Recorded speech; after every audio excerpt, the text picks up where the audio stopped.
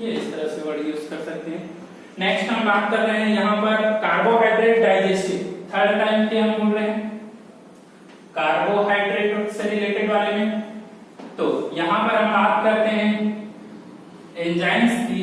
तो देखिए माल्टेज होगा, माल्टेज एंजाइम, सुक्रेज होगा, लैक्टोज होगा या लैक्टेज बोलते हैं। ये इस तरह से माल्टोज जो रहता है ये डाइसेक्राइड्स आता है। जो ऐसे हम बात करें पॉलीसेक्राइड को डाइसेक्राइड में कहाँ कन्वर्ट होता है, माउथ में। तो वो माल्टोज जो है धीरे धीरे फूड के साथ साथ कहाँ आएगा, स्मॉल इंटेस्टाइन में। जैसे स्मॉल इंटेस्टाइन में आएगा तो उस माल्टोज को माल्टेज एंजाइम जो है वो किस में कन्वर्ट करता है, ग्लूकोज के 2 मॉलिक्यूल में कन्वर्ट करता है। सुक्रोज जो रहेगा इसको फिर ये भी सेम डाइसेक्राइड है जो 4 मटेरियल के साथ धीरे धीरे पास होकर आएगा इलियम वाले भाग में, जहां पर जो सुक्रेज एंजाइम है उसको ग्लूकोज और फ्रक्टोज में कन्वर्ट करेगा। और लैक्टेज जो रहता है इसको ग्लूकोज प्लस गैलेक्टोज में कन्वर्ट करता है। तो इस तरह से बहुत ज्यादा डीप में देखने की जरूरत नहीं है। माल्टोज जो रहता है इसके माल्टेज जो रहता है जो नाम है वो एंजाइम का जो नाम है वो सबस्ट्रेट के बेसिस पर है, किस पदार्थ पर वो काम करता है उसके बेसिस। माल्टेज एंजाइम माल्टोज पे रिएक्शन करेगा, सुक्रेज एंजाइम सुक्रोज पे और लैक्टेज एंजाइम लैक्टोज पे। तो ये याद रखना है। नेक्स्ट न्यूक्लियोटाइडेज और न्यूक्लियोसाइडेज देखते हैं। तो न्यूक्लियोटाइडेज और न्यूक्लियोसाइडेज जो है वो न्यूक्लियोटाइड और न्यूक्लियोसाइड पे रिएक्शन करेगा। इसी तरह से लाइपेज, लाइपेज जो रहता है वो पाइसीकरण वसा जो रहता है उसको ये क्या करता है, ब्रेक डाउन करता है। तो हम बात कर रहे हैं इसमें 2 और बचा हुआ है उसकी।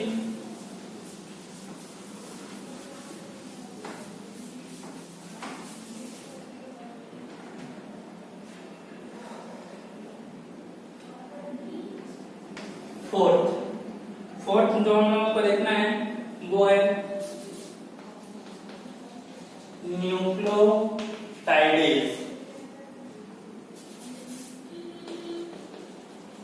न्यूक्लियोटाइड जो रहता है इसको ये ब्रेक करता है किसमें, न्यूक्लियोसाइड प्लस फास्फेट।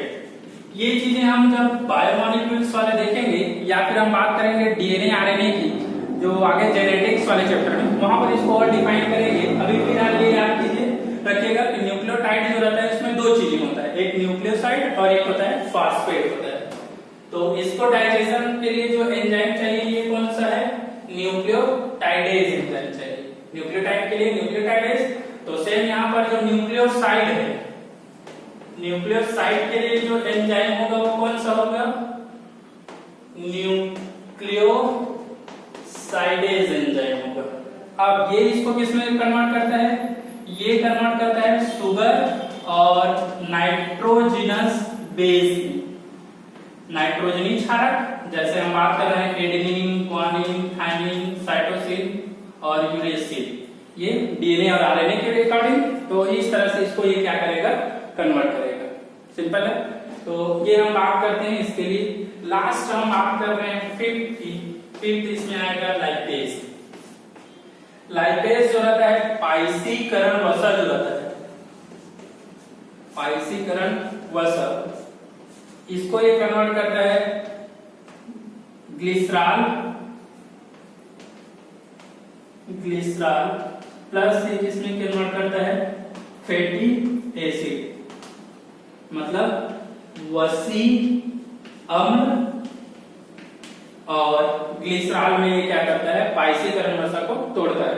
मतलब फैट का जब पाचन होगा, वसा या तेल का जब पाचन होता है तो उसका जो अंतिम प्रोडक्ट रहता है या उत्पाद जो बनता है वो ग्लिसरॉल और फैटी एसिड बनता है। क्लियर है। तो ये है हमारा प्रोसेस ऑफ डाइजेशन की।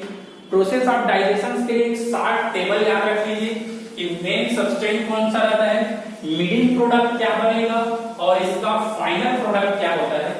जनरली यहां से प्रोसेस ऑफ डाइजेशन से रिलेटेड सारी चीजें बन जाते हैं।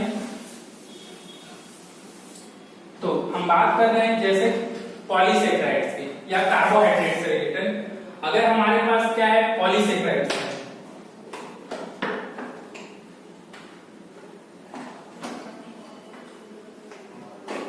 अगर हमारे पास पॉलीसेक्राइड है पॉलीसेकेराइड को डाइजेशन कौन करता है? एमाइलेज करेगा। एमाइलेज इसको किसमें कन्वर्ट करता है? डाइसेकेराइड में। और डाइसेकेराइड्स के बाद हम लोग यहाँ पर क्या करते हैं, या तो यहाँ पर लाते हैं माल्टेज, सुक्रेज या फिर लैक्टेज एंजाइम स्मॉल इंटेस्टाइन वाले पार्ट में।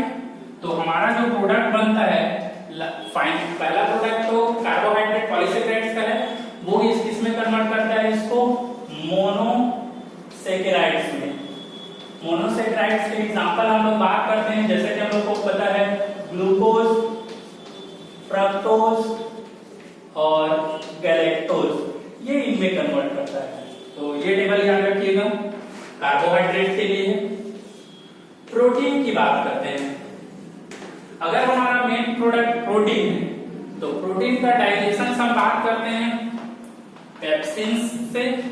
पेप्सिन जो रहता है इसको किसमें कन्वर्ट करता है?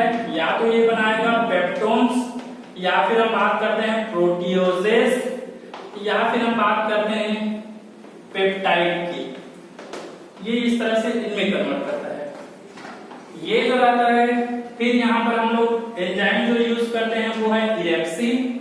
ये इरेप्सिन जो है या पेप्टाइडेज एंजाइम वर्ड यूज करते हैं, ये इसको किसमें कन्वर्ट करता है? अमाइनो एसिड्स में। अमाइनो एसिड, अमीनो अम्ल में इसको क्या करेगा? कन्वर्ट करता है।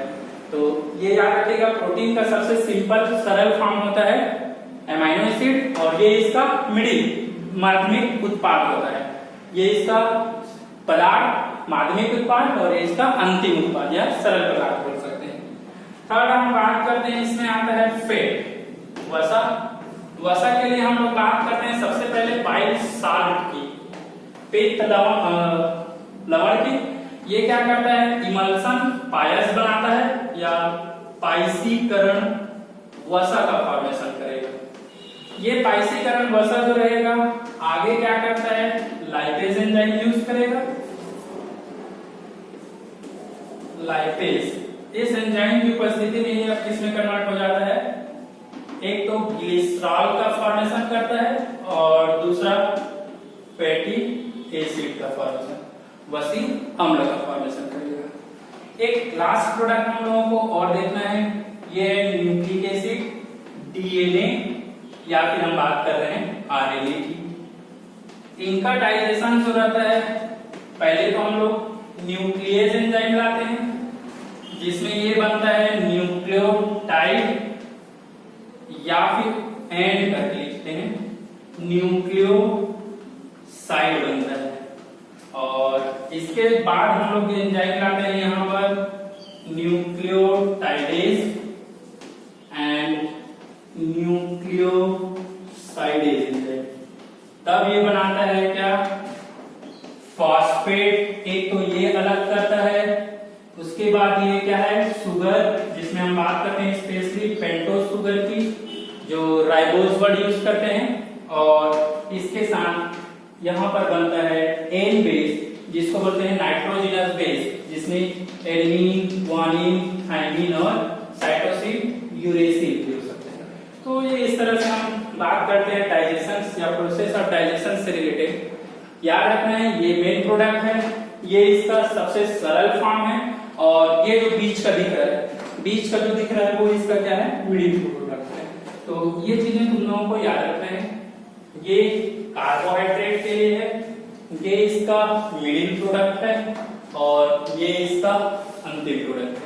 सेम इसी तरह से ये प्रोटीन है, प्रोटीन का मिडिल प्रोडक्ट ये है, और ये इसका फाइनल प्रोडक्ट है। क्लियर है? इसी तरह से फैट की बात कर रहे हैं, ये इसका सबस्ट्रेट है, ये इसका मिडिल प्रोडक्ट, और ये इसका फाइनल प्रोडक्ट है। क्लियर है? इसी तरह से न्यूक्लिक एसिड, डीएनए, आरएनए की बात कर रहे हैं, ये इसका मिडिल प्रोडक्ट और ये इसका फाइनल प्रोडक्ट। क्लियर है? तो ये इस तरह से इसको याद रखना है। नेक्स्ट, इस टॉपिक में हम लोग थोड़ा सा और कुछ ऐड कर सकते हैं। इसको बहुत ज्यादा मैं डिफाइन नहीं कर रहा हूँ। वैसे हम बात करें एससीएफ के अकॉर्डिंग, तो जो न्यूट्रिशन वाला सिलेबस है वो कंप्लीट हो चुका है।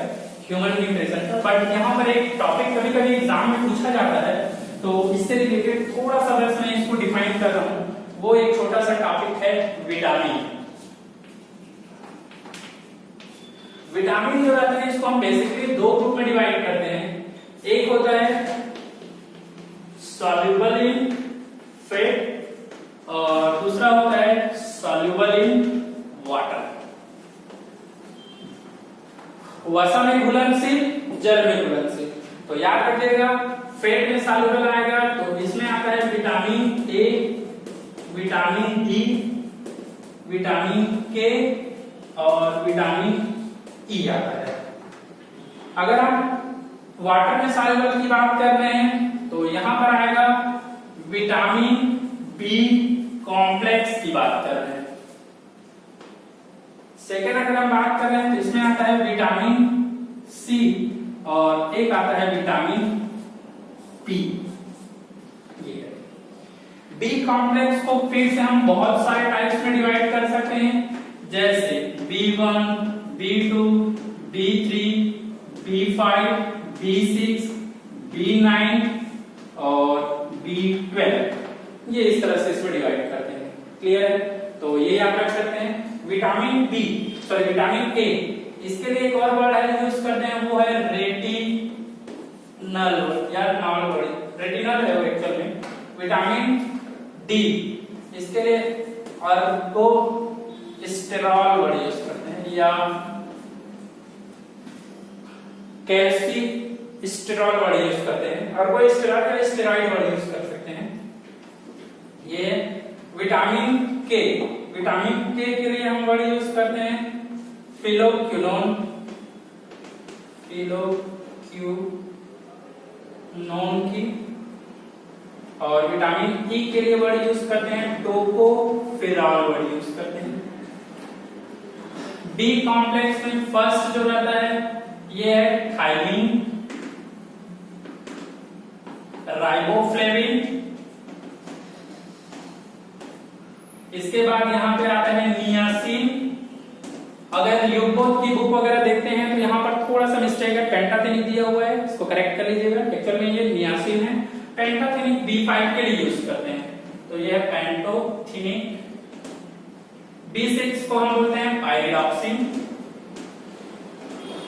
B9 को बोलते हैं बायोटीन और B12 के लिए हम बोलते हैं साइनो कोबाल एविन यूज करते हैं। साइनो कोबाल एविन या कोबाल एविन वर्ड यूज कर देते हैं, टी साइलेंट कर देते हैं। तो ये इस तरह से हो गया।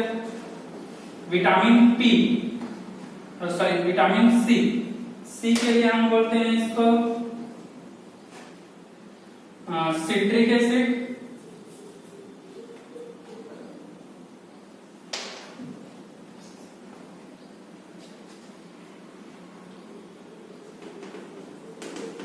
और पी के लिए भी वर्ड यूज करते हैं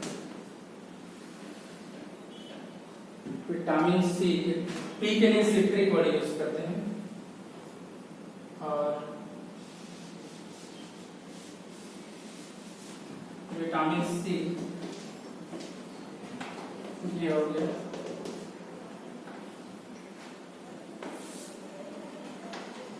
इसमें मेन सोर्स जो रहता है विटामिन सी में भी वही है सिट्रिक, दोनों लगभग सेम है, फंक्शन सेम रहता है। सिट्रिक लिख सकते हैं क्योंकि ये नींबू और ऑरेंज वगैरह से ही मिलता है इसका। एस्कॉर्बिक एसिड बोलते हैं एक्चुअल में इसको, तो लेकिन सोर्स के बेसिस पर ये याद करने में इजी रहेगा। एस्कॉर्बिक लिख लो, एस्कॉर्बिक एसिड, लेकिन मेन याद रखिएगा सिट्रिक रखेंगे। नेम यही है बट इसका मेन सोर्स सिट्रिक वाला रखते हैं। तो ये कुछ कॉमन है जो विटामिन से रिलेटेड है, तुम लोगों को याद करना है। पेट में 4 A, D, E और K, यहाँ पर आएगा B कॉम्प्लेक्स, C और P। विटामिन A सबको पता है, इसकी कमी से होता है रतौंधी रोग और जीरोथैल्मिया, 2 रोग। विटामिन D की कमी से रिकेट्स होता है और विटामिन K की कमी से होता है यहाँ पर ब्लड की जो क्लॉटिंग, रक्त का थक्का लेट से जमेगा। विटामिन E ये इनफर्टिलिटी, नपुंसकता काज करता है अगर शरीर में कमी हुई तो। नेक्स्ट हम बात कर रहे हैं B1, B1 की कमी से बेरी रोग होता है, जिसमें स्किन जो रहता है या मेटाबॉलिक एक्टिविटी उपापचय जो रहता है कम हो जाता है। राइबोफ्लेविन ये त्वचा रोग के लिए रहता है। B3 नियासिन, जिसमें हमारे जो हेयर रहते हैं व्हाइट हो जाते हैं, झड़ने लगते हैं। B5 जो है पेलेग्रा, मतलब जो न्यूरल डिसऑर्डर जो रहता है। और B6 पाइरोक्सिन, ये एनीमिया, HB या RBC की जो रहता है वो धीरे धीरे कम होने लगता है या वो यूजलेस होने लगता है। B9 बायोटिन, ये हमारे शरीर की वृद्धि ग्रोथ से रिलेटेड है। और साइनोकोवालेमिन, ये भी एनीमिया, RBC जो रहता है कम बनता है इसमें। तो B6 और B12 दोनों ये एनीमिया से है, जिसमें RBC या HB की कमी होता है।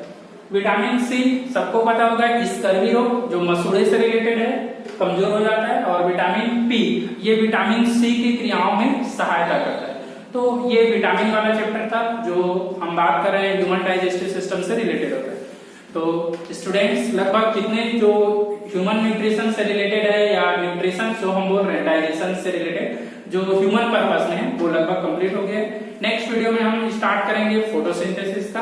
फोटोसिंथेसिस में हम लोग जो डिफाइन करेंगे, जब दोनों चैप्टर हो जाएगा फोटोसिंथेसिस का, वो भी एक न्यूट्रिशन पैटर्न ही है, तो फिर हम बात करेंगे इन दोनों से रिलेटेड क्वेश्चन की। ठीक है, थैंक यू।